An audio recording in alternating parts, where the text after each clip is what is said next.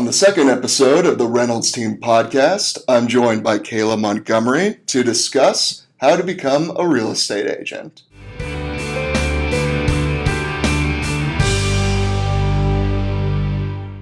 So thank you for coming on the show, Kayla. Yeah, thanks for having me, Trevor. So I wanted to start off by just getting kind of an introduction from you and an explanation of what your role is on the Reynolds team. Of course. So my role is sales manager, and let me go back a few years just to get you familiar with how I got into real estate. So in 2011, I started in the real estate field in marketing. And then I got licensed and sold for a few years. And then 1 year ago, I became a sales manager for the team. And as a sales manager, I do training, coaching. I pretty much answer any question that the agents have. Okay.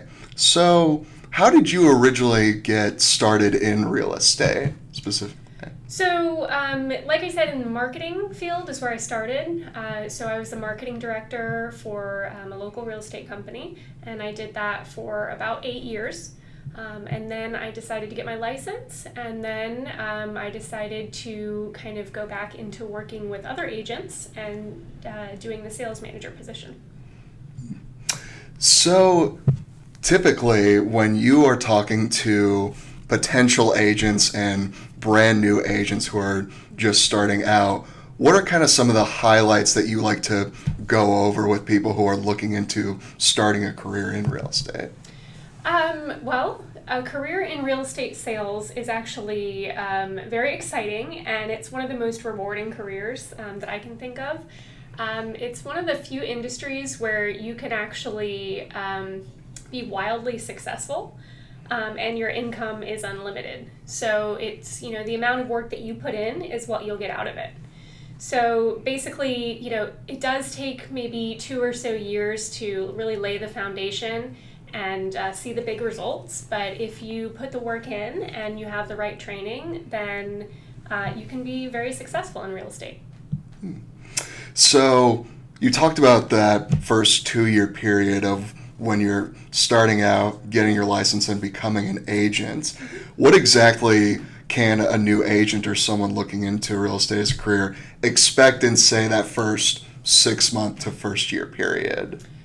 So I would say before you get into real estate, there are a few things you need to expect. And one is that for that 6-month period, expect to not have any income coming in. So you basically need to have reserves to pay your bills, carry yourself through the first, I'd say at least 6 months.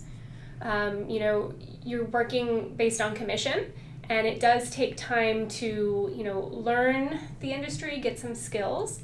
And then of course, you put something under contract, it doesn't close right away. You've got to wait for, that commission check.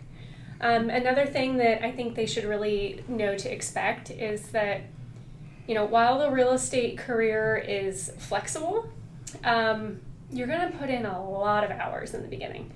And I'd say even for the first few years.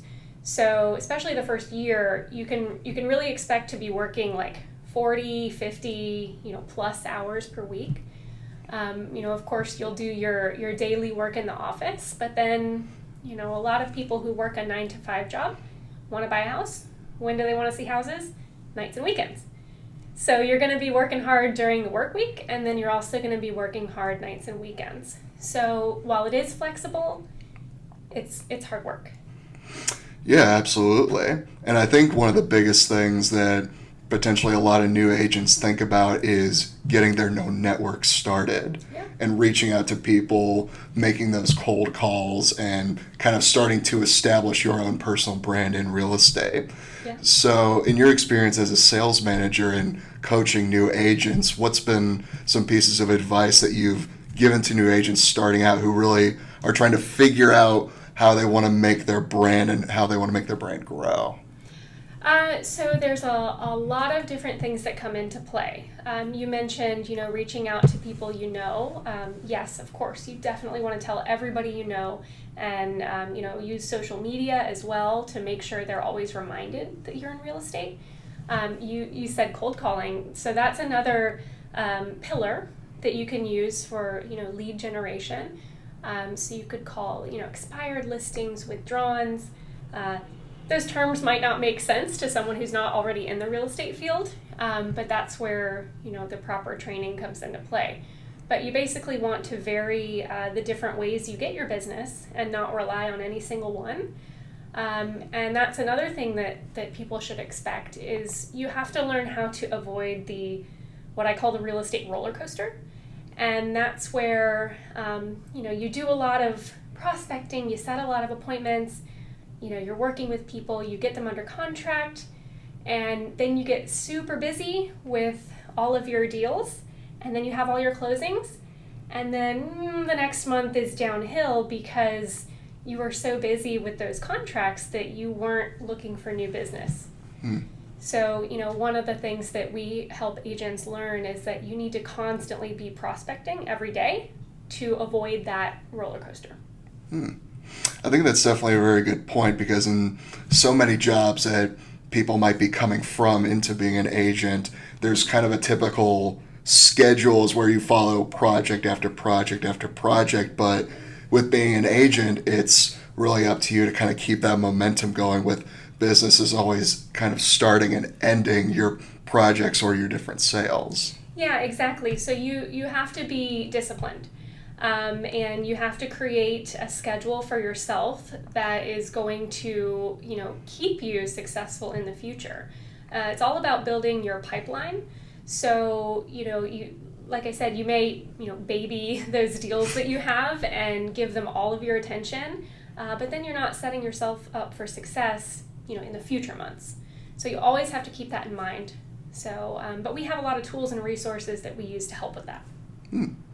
And would you say there are any kind of positive attributes or skills that if someone's kind of on the fence of whether they want to be a real estate agent or go into maybe a different kind of job, what are some of the major skills and talents that real estate really kind of brings a lot of potential out of new agents? Yeah, so, just one thing that comes to mind is if you've had any experience with sales before, real estate is generally a little easier to get into, but of course you don't have to have any. I would say definitely being a people person and being unafraid to talk to anyone and everyone, people you don't know, people you do know. You really just have to put yourself out there, or, people aren't just going to come to you. So you've got to put yourself out there and be outgoing and reach out to them. And you kind of have to be prepared, but you have to fly by the seat of your pants. So if something comes up, you just have to go with it and, just trust in yourself and be confident. Yeah. So a lot of being able to learn on the fly and Definitely. kind of just absorbing as much information as you can. Oh, yeah. Yeah. I mean, there's always, no transaction is like the other. There's something different with every transaction that happens. And you just have to be, willing to go with the flow. And I think that's one of the things that makes certain agents really successful. One of the things that I definitely have liked working with the Reynolds team for the past few months is it never seems like you stop learning. Oh, it seems like there's always something new that comes up during the job where you thought, oh, I didn't realize that was a thing or a part of a transaction before. And I think that's definitely an enticing thing, whereas it's not a typical job where you're given a certain limit of tasks and a certain set of projects and you kind of repeat that. There's always something new to do in real estate. There definitely is. You are always learning, and the moment you stop learning is, I would say, the moment you stop progressing. Because, everything is changing daily. I mean, the industry is always changing, the market is always changing, and then if you want to better yourself and, grow your business, there's tons of information out there to absorb and use to get better. Mm-hmm. So transitioning from that, I want to talk about sort of the formal process for getting qualified to be a real estate agent. So I imagine that, if I'm trying to become a new real estate agent today and I go to Google, there are going to be all sorts of advertisements for, here's the master class. Right. This is the YouTube video you need to watch to become an agent. And I feel like a lot of the actual concrete process of becoming a realtor kind of gets washed out by all of that. So what is the process that you advise people looking to become an agent to do in order to get licensed and set yourself up to then start trying to find a brokerage? So I'll just touch on the process briefly, because this is, I would say, the most simple part of becoming a real estate agent is the actual part of getting licensed. So the first thing, you just find your course that works for you. You can do in-person classes. They have local schools that are wonderful. You can also do online. And then when you look at the online courses, you have two different options. They have instructor-led, like live Zoom classes. And then they have self-paced, where you can kind of just do it yourself. I personally did the self-paced. I was still working a full-time job, and I did it every evening from 9 p.m. to 12 a.m., and I finished in a few weeks. So, again, it goes back to discipline. But basically find the one that's right for you. And then I would say get yourself some study guides, and basically you go through the course, and then you also want to apply for your license through the Department of Real Estate, which is through the DBPR. Website is myfloridalicense.com. And so you apply for your license while you're taking the course, and you go through the background check and the fingerprinting. And then once you finish the course, then you can schedule your exam. And that can all be done on that same website. They have links there. And then the important part is, once you get your exam scheduled, study. So just study like crazy. I made flashcards. I did a practice exam. So anything you can do, go ahead and do that. And then your exam, you get pass or fail. Good news is, if you fail, you can take it again. But I know you're going to pass. So, and then congratulations, you have your license. Awesome. And is there any kind of expiration or continued education to keep in mind once someone becomes a licensed realtor? Yes. So, and the first thing that will happen is you'll have to do your post-licensing course. So, that's the first thing that's going to come up. That's a 45-hour course after your initial 63. And then after that, you do have to complete the core law and ethics classes. So, those you have to do, I want to say, every 2 years as well. So. Okay. So that's definitely a good set amount of information on going through the licensing to become an agent. Mm-hmm. So once you come out of that course, you've got the license, you've got the beginning credentials, how does one go about trying to find a team, a firm, or just a group to work with to kind of get that initial experience in real estate? So I definitely recommend interviewing with several different firms, teams, brokerages, just to find the right fit, because there's so many different models out there. You just have to find what works best for you. Different commission splits, different things that they offer. And one thing to remember is that you are interviewing them. So you're trying to find the best fit for you. So I would definitely go with questions in hand to ask. And some of the most important things that you want to know would be, what training do they offer? Do they help you set up an actual business plan and set your goals? How are they going to help you reach those goals? Like, do they have any accountability, any coaching?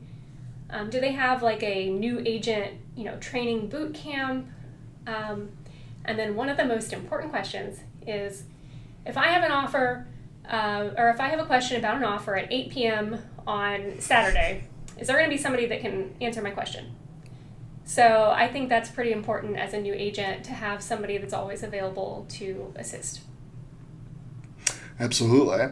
And I think one of the best aspects about the Reynolds team specifically is you have the components of having experienced agents, agents who are in the middle of their career, and agents who are just starting out. Yep. And then along with that, you also have an admin team to help support all those agents in all their different work. So when you're sitting down with new agents, or maybe even agents coming into the area, what is it that you tell them is the experience working for the Reynolds team as a brand new or agent that's kind of trying to establish themselves more in the area of South Florida? So that's a great question. So one of the greatest assets that our team has, like you mentioned, is our support team, is our staff. So you're not just, an individual agent that has to do everything on your own, because there are hundreds or thousands of things that an agent would have to do. You've got people to help do that for you. And in the beginning, you start out with pretty rigorous, not a lot of work on the agent's part, but training and coaching, and sitting down, and we help create a business plan. If you don't have a business plan and you're in real estate, I don't know what you're doing, right? Because you need to have goals, and you need to know exactly what to do every single day to reach that monetary goal that you have. And if you don't know your numbers, your KPIs, and how many people you need to talk to a day, how are you really going to be successful? So we help new agents, create that, and then we also provide the training and coaching one-on-one to help them get to where they need to be.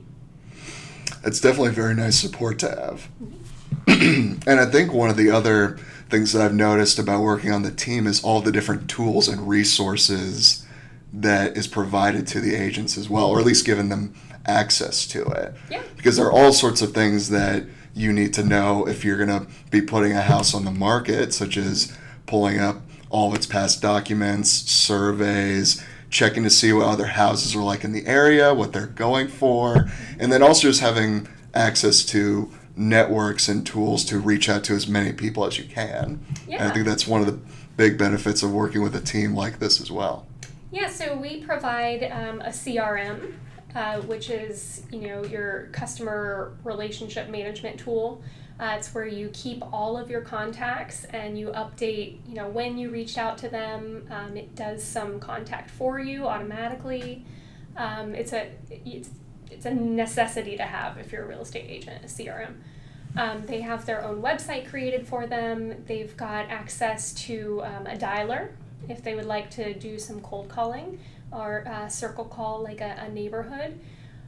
So many different tools and resources, like there's one called BombBomb, and you can actually send video emails and text messages. Lots of different marketing tools. And then we have the support staff to actually use those for the agents. So, you mentioned when you're listing a property, all the things that go into it. In our office, we have a Daytona. And you go to Daytona and you let her know that you have a listing appointment, and she creates a packet for you with all of the things that you mentioned, the deed, all of the information you need at that appointment, your marketing materials. She puts it all together for you in a packet. You do your comps, right? And we can help, teach you how to do that as well. And then you go on your appointment, and, we're happy to go with you as well. And you get your listing, and then the support staff takes over from there again and puts it into all the websites, all the different MLS systems that we use. They scheduled the photography for you and the video. And then your listing goes live, and another agent brings you a buyer, or you sell it yourself, and that's it. Well, it definitely seems like there's a lot of different components of teamwork that goes into it as well, which is definitely very nice. Yeah, definitely. I couldn't imagine doing all that on my own. Yeah. It's definitely a very complex process that requires a few different pairs of eyes to go through everything to make sure it all works out. For sure. So with all of this abundance of information that you've been able to offer on becoming a real estate agent and finding the support that you need at the very beginning, is there any kind of final word or piece of advice you have for anyone who is looking to make that leap and just doesn't know if it's the right move yet? Yeah, so I would say, just reach out and let's chat, because it really starts with a conversation, and we can help you decide if it's going to be the right move for you. It's not for everybody, but if you want to try it, we can help you be successful. So, I'm happy to meet with anybody and just go through the process of what to do. And, if you don't join our team, that's perfectly fine. I just want to see people succeed and help people out. So, well, I think that's a very great note to end on. Mm-hmm. Kayla, thank you so much for being on the show. Yeah, thank you for having me. And stay tuned for more episodes of the Reynolds Team Podcast.